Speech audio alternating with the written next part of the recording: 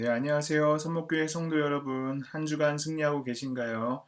오늘도 하나님의 말씀으로 우리의 삶이 더욱더 풍성해지기를 원합니다. 2021년 1월 28일 목요일 큐티 방송을 시작하도록 하겠습니다. 제가 기도하겠습니다. 하나님 아버지 감사합니다. 오늘도 하나님의 말씀으로 우리를 가르쳐 주시고 순종할 수 있는 능력을 허락하여 주시옵소서. 감사합니다. 예수님의 이름으로 기도합니다. 아멘.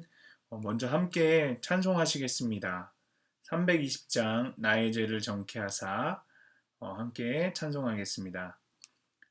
나의 죄를 정케 하사 주의 일꾼 삼으신 구세주의 넓은 사랑 항상 찬송합니다. 나를 일꾼 삼으신 주 크신 능력 주시고 언제든지 주 뜻대로 사용하여 주소서. 내게 부어 주시려고 은혜에 비하신 주 주의 은혜 채워주사 능력 있게 하소서.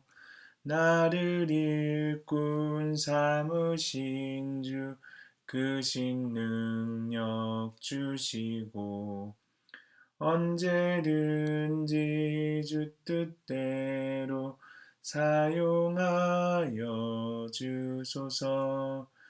죄의 짐을 풀어주신 주의 능력 크도다.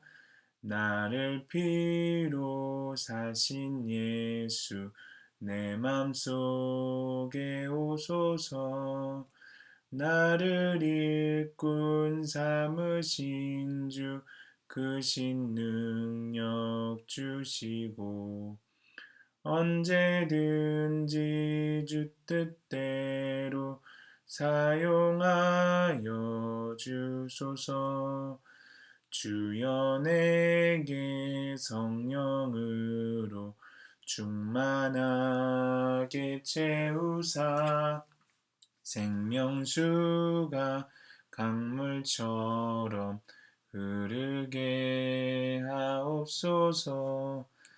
나를 일꾼 삼으신 주 크신 능력 주시고 언제든지 주 뜻대로 사용하여 주소서. 아멘. 네, 오늘 하나님께서 우리에게 주신 말씀은 디모데전서 1장 12절에서 20절까지의 말씀입니다. 디모데전서 1장 12절부터 20절까지의 말씀입니다.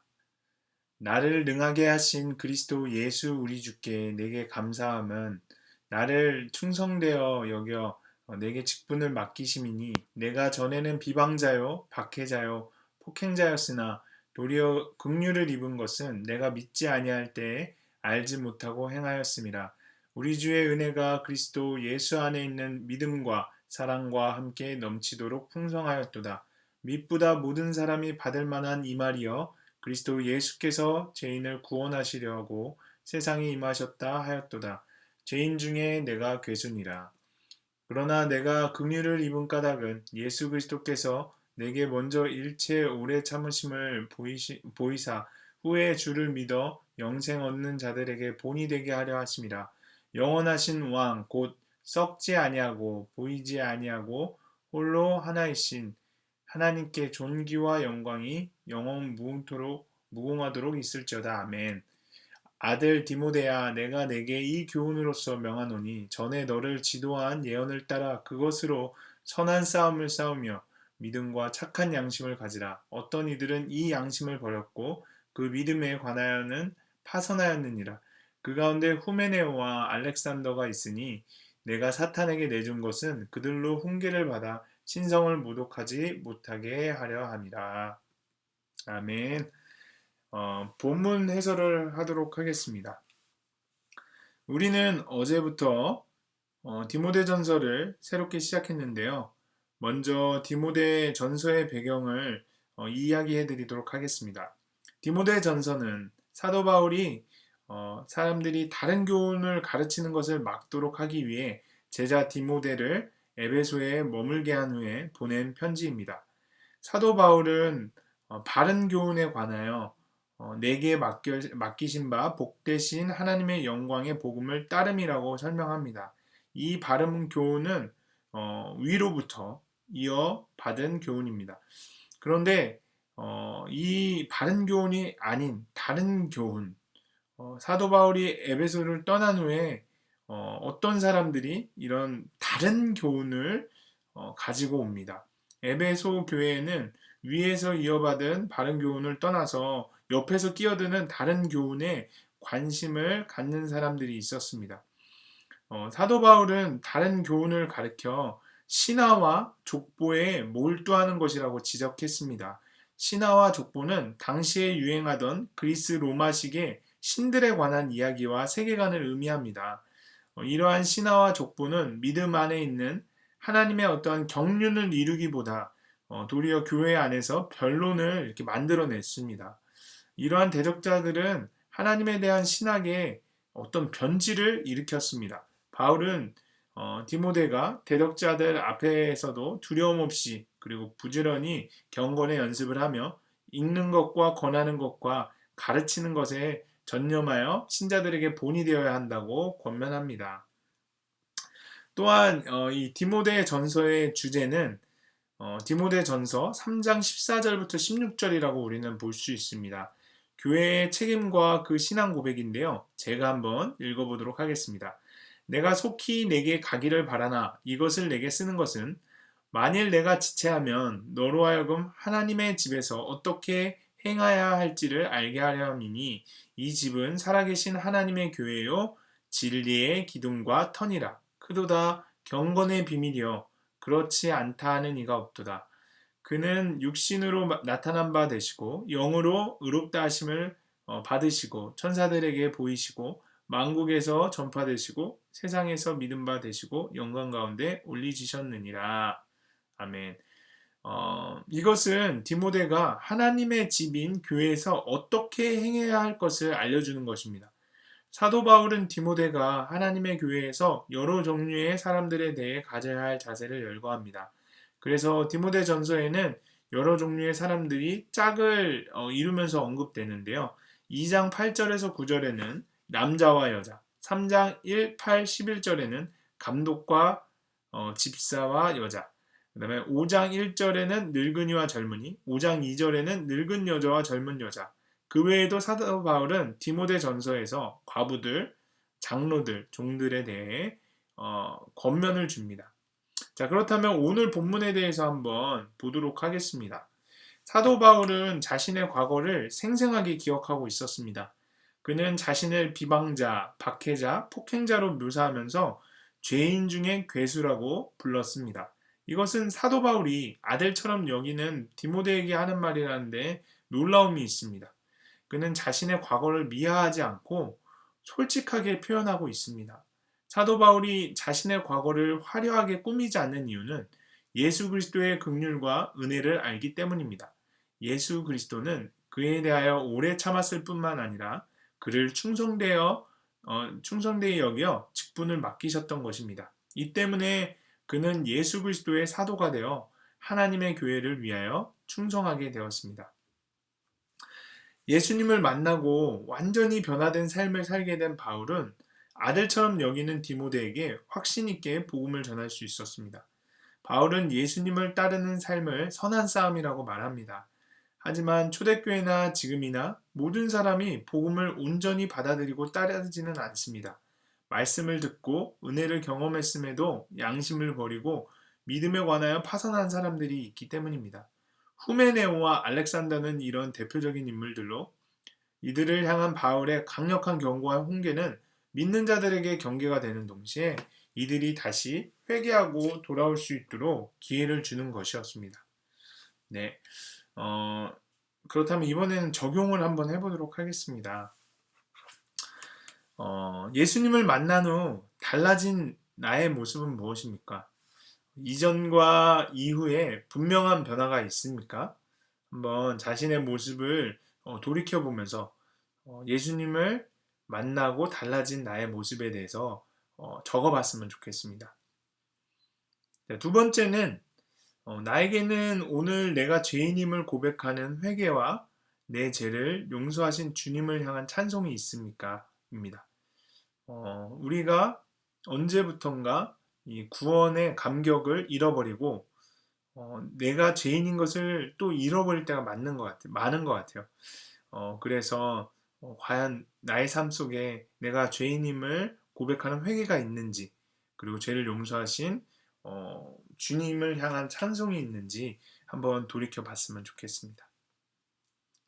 네, 마지막으로는 이 믿음과 착한 양심을 따라 오늘 내가 싸워야 할 선한 싸움이 무엇입니까?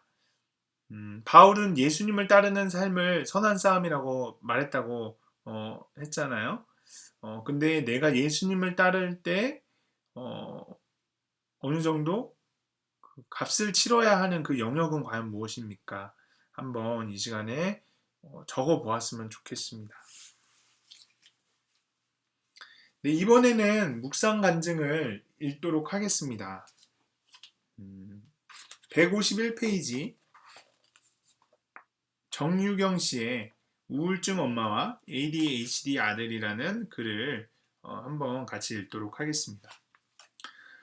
늘 마음에는 채워지지 않는 공허감이 있고 삶에는 만족이 없었습니다. 미국에서 정신분석을 공부하면 제 마음의 문제가 더욱 선명히 드러나 저를 괴롭히는 두려움과 우울, 낮은 자존감으로부터 자유로울 수 있을 것 같았습니다. 그래서 정신과 수련을 받고자 임신한 몸으로 남편과 함께 뉴욕으로 왔습니다. 하지만 미국에서의 삶은 결코 제 기대대로 흘러가지 않았습니다. 언어 장벽과 자존심을 깔아뭉개는 교수들의 비난은 눈물을 흘리며 버틸 수 있었지만 남편과 이혼하고 홀로 아이를 키우며 겪는 외로움과 자기 연민은 견디기 힘들었습니다. 그동안 사울처럼 기독교를 배척해 왔는데 어느 날 아이 친구의 엄마가 함께 교회에 가지 않겠느냐고 하자 마음이 흔들렸습니다. 그렇게 따라간 교회에서 사랑하는 내 딸아 그만 울어라 내가 너를 사랑한다고 위로하시는 하나님을 만났습니다. 그제야 제가 그토록 원하던 마음의 평안과 자유가 학문도 명예도 아닌 하나님 안에 있음을 알게 되었습니다. 그렇게 정신분석이 아니라 하나님의 긍휼과 사랑으로 마음의 아픔과 상처가 점차 치유됨을 느꼈습니다. 아들이 자라면서 점차 눈을 깜빡거리는 틱 증상과 산만하고 충동적인 모습을 보였습니다. 혹시 내 아이가 ADHD와 틱 장애인가라는 생각이 들었지만 늘 최악의 시나리오를 먼저 상상하는 저의 부정적인 성향과 소아 청소년 정신과 의사인 직업 때문에 지나치게 걱정하는 것이라며 두려운 마음을 애써 눌렀습니다. 하지만 학교 선생님에게 아들을 우려하는 전화가 걸려오자 아들을 데리고 정신과 의사의 진찰을 받으러 갈 수밖에 없었습니다. 하필이면 왜 제 아이에게 정신적인 문제가 있는 것인가요? 라며 하나님을 원망할 때 말씀으로 날마다 자기 죄를 보고 회개하는 큐티를 알게 되었습니다. 큐티를 시작하자 비로소 제가 이혼하고 가정을 깨고 남편 없이도 아이를 잘 키울 수 있다고 믿은 교만한 죄인이라는 것이 깨달아졌습니다. 몇 달 전 아들은 중학교에서 괴롭힘을 당하는 사건으로 등교를 거부하고 죽고 싶다는 말을 하기도 했습니다. 저는 믿음이 파산하여 아버지 어디까지입니까 하며 또 원망을 쏟아냈습니다. 그때 하나님은 아들에게 지나친 관심과 아들을 부으며 사랑을 부으며 저의 결핍을 채우려고 하는 지독한 저의 자기애와 자녀 우상을 직면하게 하셨습니다. 또한 제 자신이 문제의 엄마이면서도 진료실을 찾는 부모들을 판단하고 정죄하는 교만을 깨닫게 하셨습니다. 이제는 다른 어머니들에게 저 역시 제 손으로 아들에게 약을 먹이는 엄마임을 고백하며 그들의 마음을 위로하고 병의 치유와 구원은 오직 예수께만 있음을 전하는 직분을 잘 감당하기 원합니다. 네, 그러면서 이렇게 적용하셨습니다. 아들에게 잔소리를 하지 않고 칭찬과 격려의 말을 하겠습니다. 자녀의 문제로 힘들어하는 지체에게 큐티인을 전하며 함께 기도하겠습니다. 네, 여러분들도 여러분의 삶을 한번 이렇게 적어보면서 묵상 간증을 적어본다면, 그리고 이것을 주위의 사람들에게 나눠준다면 많은 은혜가 될 것입니다. 네, 그러면 오늘은 제가 기도하고 이제 마치도록 하겠습니다. 사랑의 하나님, 바울의 고백처럼 우리는 모두 한때 예수님을 모르는 죄인 중에 괴수였지만 주님의 은혜로 이제는 복음을 전하는 자가 되었습니다. 그 은혜에 감사하며 사는 우리 모두가 되길 소망하며 예수님의 이름으로 기도합니다. 아멘. 네, 오늘도 수고하셨습니다. 평안한 밤 되시길 바랍니다. 감사합니다.